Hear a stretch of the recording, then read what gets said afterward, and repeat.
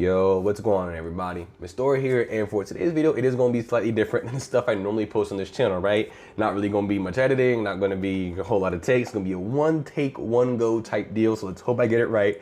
But yeah, I've been playing Baldur's Gate 3 again recently. I've hopped back into early access as a result of patch 8 dropping, and it's been dope, man. Baldur's Gate 3 is already amazing in its current early access state, and Larian Studios is by far one of my favorite and most respected game dev studios, if not my most favorite and most respected game dev studio, right? I love how they treat their fans, how transparent they are, and everything they stand for, and how passionate they are as a game dev studio, right? But as y'all can see by the title of this video, this is about Baldur's Gate 3 with respect to subclasses specifically. So let's get into it.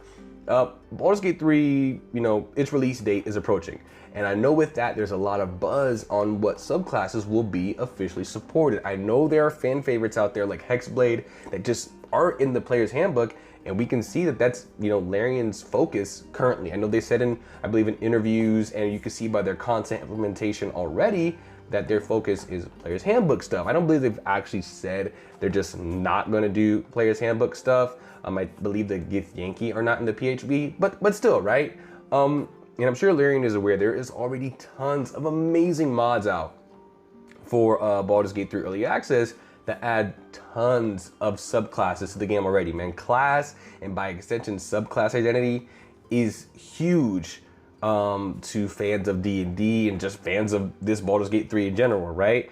So my question to Larian Studios is this: would it be at all possible to coordinate to an extent with some of the creators behind the most prominent mods for Baldur's Gate 3 Early Access, such as, the creator of the Warlock Expanded mod, which brings almost all, I believe, Warlock subclasses into the game, or the creator of like the Sorcerer subclasses mod, which does, I believe, the same thing. There's, a Rogue subclasses mod. I haven't really played that one much, but it's out there. To, coordinate with these creators to give them maybe some limited access to game files, maybe a week or so prior to the full launch of the game, to ensure that these mods are ready to go for players as close as possible to launch. And I mean this, some of these mods are incredible. Like Warlock Expanded or Extended or whatever the title is incredible. There's so much awesome stuff in there, stuff that isn't even all gameplay centered, like Eldritch Blast being a different color based on what patron you've picked. Stuff like that is awesome, and just goes to show how much care has been put in to some of these mods. And what that does is, right, Larian is focusing on PHB stuff, but with some level of coordination with these mod creators, it allows Larian to come out and say, hey, the game is released, here's all the PHB stuff, as much as we could put in our game, or all of it. But also, due to coordination with some of these mod creators, tons of subclasses that you guys know and love are unofficially able to be played throughout the game via mods by us working with these creators. I don't see this as that much different than what's kind of already done in the industry. Tons of game devs already give early review copies of their games to game reviewers a week or so early before the game is officially out. And on PC, those people will have full access to the game's files already anyway. So I don't see how this is going to be, really that much different. Hell, even collaborating with them to take the work they've already done into implementing these, painstakingly implementing these mods to maybe make coding and implementing these subclasses officially into the game on Larian's end. Like maybe doing something like that. I'm not a developer, so, pardon my ignorance. I'm unsure of how hard or easy something like that would be. But again, just throwing all this stuff out there, because these mods are amazing, and to me, it seems like it could work to allow people, or at least as quickly as possible, allowing people to play subclasses that they know and love if it isn't maybe in the player's handbook. Because I know tons of fan favorite and, quite frankly, some of the best subclasses that have been introduced in the D&D 5th edition just outright aren't in the player's handbook. And we've kind of seen some of this stuff already, because like the Beastmaster Ranger, it kind of functions more so like the Beastmaster with a bunch of the optional features introduced in Tasha's, right? Like, you don't have to use your action to make the Beastmaster attack, to make the beast attack as a Beastmaster, right? It has its own turn and operates, you know, on its own thing, very similar to how it would with Tasha's, right?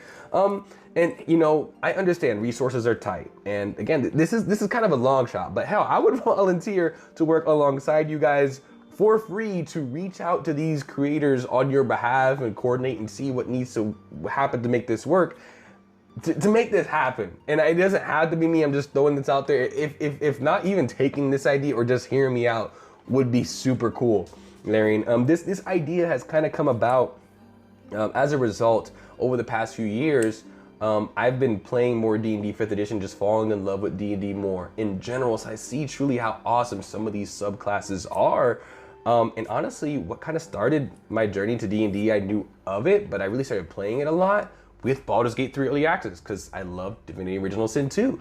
But I've been playing this game recently called Solasta, Crown of the Magister, and that game had a recent expansion, and with the release of that expansion, there was a mod pack, like no, a single mod actually, not a mod pack, a community effort where a bunch of the creators of these separate mods that introduces tons of subclasses and even a few classes and other features to this RPG, Solasta, Crown of the Magister, which is a D&D 5th edition RPG. And this mod that these people have come together to create, like kind of package into one, so you only need to download one mod to get all these subclasses and features and a few classes and all this other stuff working, adds so much value to the game. And it gives the game devs, honestly, for Solasta, a bit of time. Like, hey, the mod is here for people that want to play these subclasses already, even if it's not sufficient, officially supported by us. The mod is here. You can play your favorite subclass or like a close variant of it, and it gives us time to develop, officially this subclass into the game. And I think honestly, it just works so well if Larian would just even consider this, right? Again, I'm not a game dev, so I'm not one to tell them how they should or should not develop their game. This idea just came to me again as a result of playing D&D more and more over the years and playing that recent other game, Solasta. So I just wanted to throw this out there. Again, Larian, I appreciate y'all so much. Even if y'all see this video and see my feedback on how awesome all of y'all are, and thank you for bringing some of our most beloved dreams to reality almost when it comes to playing RPGs like this, man. So again, if y'all stuck with me this far, thank y'all for checking out the whole video. Make sure you subscribe. Likes would be appreciated as well, so you don't miss further videos. Hit that bell notification icon. And yeah, I will catch y'all on the next video. Peace.